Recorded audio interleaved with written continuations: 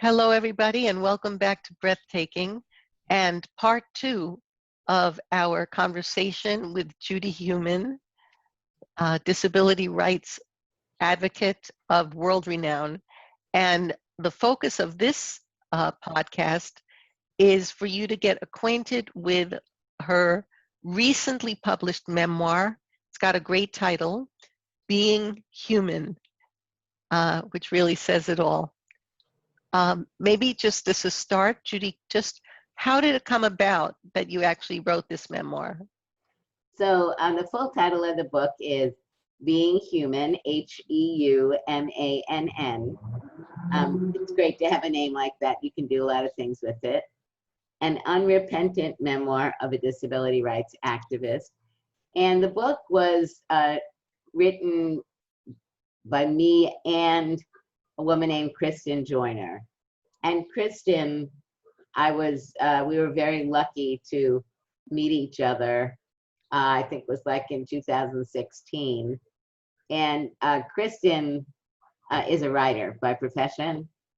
And many people had suggested over the years that I write a memoir. And it was something that I thought who's really interested in reading this, but equally importantly, my level of confidence in writing would never have allowed me to write this book. So by being able to link up with Kristen and get an agent, and ultimately the book was picked up by Beacon Press. It was a union that helped produce a book which many people are liking. It's a story from my voice of my life from when I was a child. The book came out this year in 2020. And that's really how it came about. And it was a very enlightening, arduous experience. Kristen actually now lives in New Zealand. And when we started our work, she was in San Francisco, coming to DC a number of times a month because she had become the director of a small international group, but she left that organization after like 4 or 5 months when we started to work together. So everything was constantly being shifted from her coming here and visiting to having some sessions in San Francisco over the phone and pre-COVID. And then she and her husband and their children moved to New Zealand. So that was and is a very interesting experience because we're not on the same time zone. New Zealand is a day ahead of us, but it was really a valuable experience for me, one that I'm so happy that we were able to create, to allow me really to think about work that I've done, why I've done it, who I've done it with, and to allow people to learn about my story and their story. I think many of the comments that people give me is that reading the story is their story. So many things that happened to us in that time period didn't just happen to me or you, or it happened to so many people, and not just in the US, but around the world. I think that's one of the other important parts of disability is that, we have to realize it's not just our story. And then when we look globally, while there are different situations in different countries, the level of discrimination and stigma that disabled people have faced and face is in many ways very similar. And that our path of creating, strengthening a disability rights movement and working on development and implementation of laws in countries around the world really is making a difference. Absolutely. And there's so much in there in your book that spoke to me. And I did ask you. There's one part in the book that it just it was so vividly portrayed, and I would like to ask if you'd be willing to read a portion of it. It's the part where it's your high school graduation. Okay, so let me explain. Um, I went to Sheepshead Bay High School in Brooklyn, and this was in 1969, and there were about 1,700 graduates from the high school, and so our auditorium was not large enough, and so we had to go to Brooklyn College, which was in our neighborhood. And when we got there, I was getting an award, and we had dress rehearsed at the high school minimally, and so I was told where to go, and we'll see the story here. I was with my parents. I didn't have a motorized wheelchair at that time, and my father was pushing my wheelchair. Sorry, excuse me, sorry, excuse me. My father and I slowly wound our way through the hall. My mother, brothers, aunt, uncle, and cousins peeled off to find seats.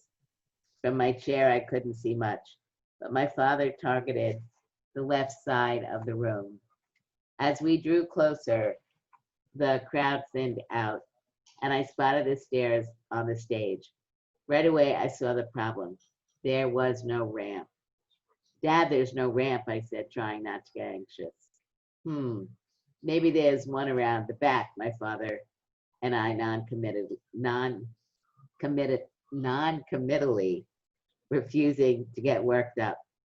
Pushing me to the bottom of the stairs, he turned to a security guard. Excuse me, sir, is there a ramp to access the stage? My daughter's receiving an award and she's supposed to sit on the stage. Waiting for the man to answer, my heart pounded. Please, please, please let there be a ramp. I did not want to get carried onto the stage in front of this huge crowd, nor did I want to watch my father bump and lug my wheelchair up the stairs. Looking at me, the guard shook his head. No, sir, sorry. No ramp, just stairs. My heart sank. My father sighed a very quiet sigh. Decisively, he pulled my wheelchair to the side of the stairs. Okay, Annie, I'll pull your wheelchair up like I always do. He turned my chair around and started to mount the stairs, fighting a sense of embarrassment, not wanting to see how many people might be witnessing my awkward entry onto the stage. I took a breath and looked straight ahead, which is why I didn't notice the principal until he called out to my father, Sir, Mr. Heumann, wait a minute, just leave Judy down here in the front row. She doesn't need to be on stage. What? My father paused halfway up the stairs, disbelieving. It's no problem. I'm happy to bring her up. No, it's not necessary. The principal shook his head. My father looked confused and unhappy. I felt my face grow hot. I wanted to disappear. Look, my father said to the principal, it's very easy. I'll just put her wheelchair on the stage. It will take 2 minutes. The principal looked at my father. No, he said firmly. Judy does not need to be on the stage. Put her in the front row. It was obvious the principal did not want me on the stage. I felt nauseated. Dad, let's go home, I said. I don't want to stay. Tears came to my eyes. My father squared his shoulders and seemed to grow in height. He became the ex-Marine who fought at Iwo Jima and won a Purple Heart.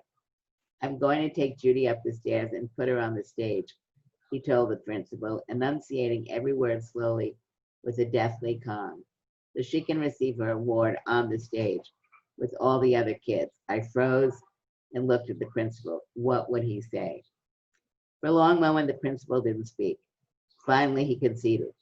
Take her up, he said. I couldn't stop my tears. I was utterly humiliated. Dad, I said, I want to go home. Take me home. No, Judy, my father was stern. You're not going home. You're going to stay here. You're going to sit on the stage and receive your award.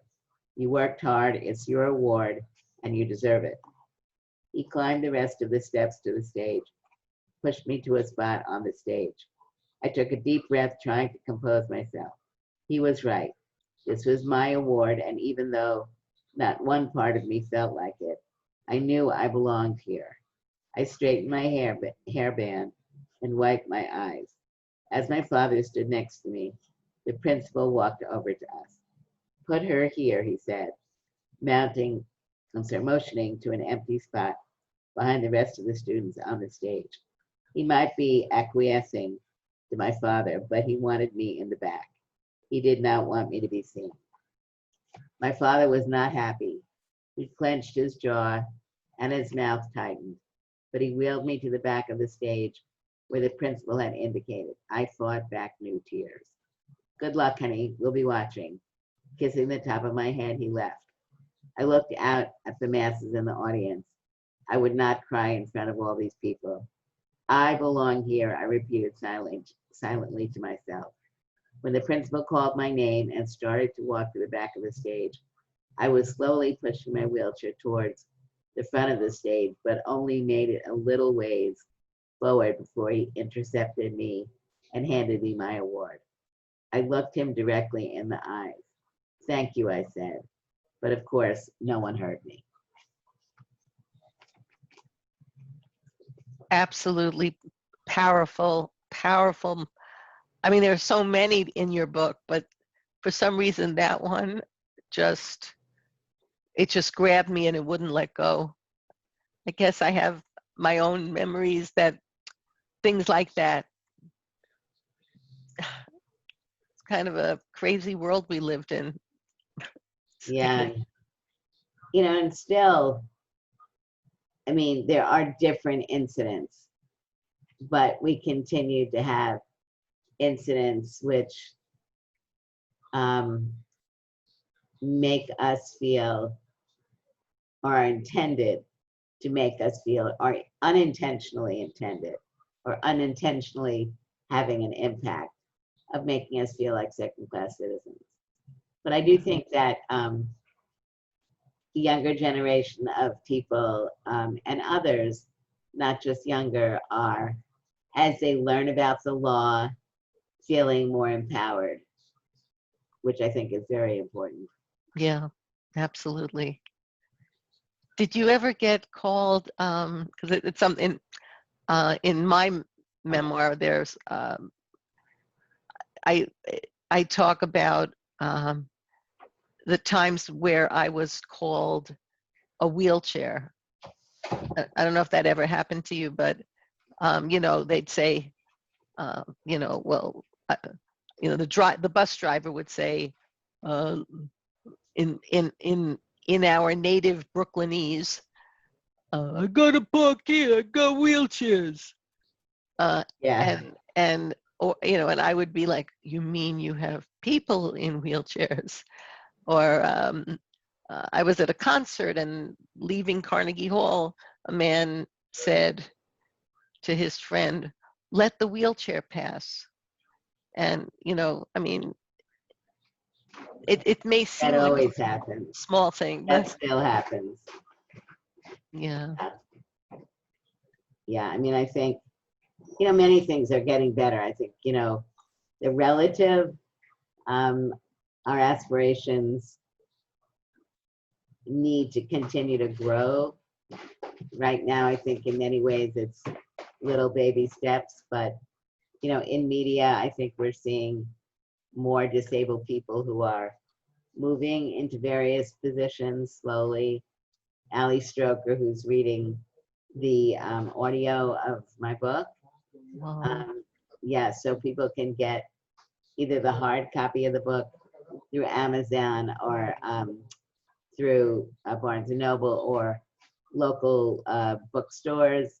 Many libraries now are carrying the book. Or if you want to get the Audible, Ali Stroker is reading the Audible. Can you let the world know who Ali Stroker is? Yeah, Ali Stroker is a disabled woman. She's the first wheelchair user to perform on Broadway, and she's the first wheelchair user to win a Tony Award for her performance in Oklahoma as Best Female Singer in a revival. Oh, So phenomenal. she's a great friend.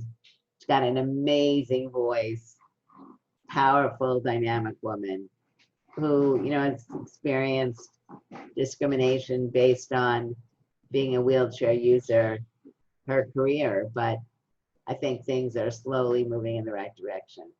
And Well, I'm going to back up so my husband can come through. Hello.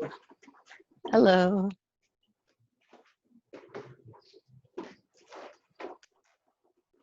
Well, speaking of, Lawyer. I wanted to say one thing, Chava. sure. I haven't explained. So I am a white disabled woman using a motorized wheelchair. I am wearing red glasses and a red blouse. We are in the foyer of my apartment. So there's a lot of pictures of my husband and myself and my father, who was in the Marines, and other photos of our family. And you can see our dining room, and we have a great Mexican tablecloth. My husband's from Mexico, so yeah, that's where I am. You should describe what you're wearing. Okay. Well, I'm a white disabled woman. My hair is kind of like a lighter brown, and I'm wearing a purple dress with a blue jacket and a very pretty necklace that I fell in love with, extremely lightweight. And It's blue and white. yes, exactly. And it's like literally you don't feel it. If something's heavy, it kind of messes up my breathing. So I fell in love with this. And where I am at my very messy office area, thankfully you can't see my desk. But what you can see is that behind me there are some shelves that are loaded, higgledy-piggledy with all kinds of books and CDs and DVDs and all kinds of stuff. What's in that can with the red top?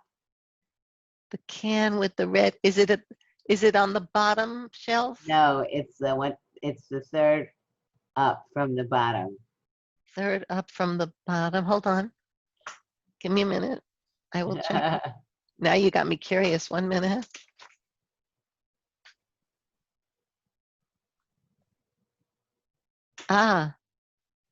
It's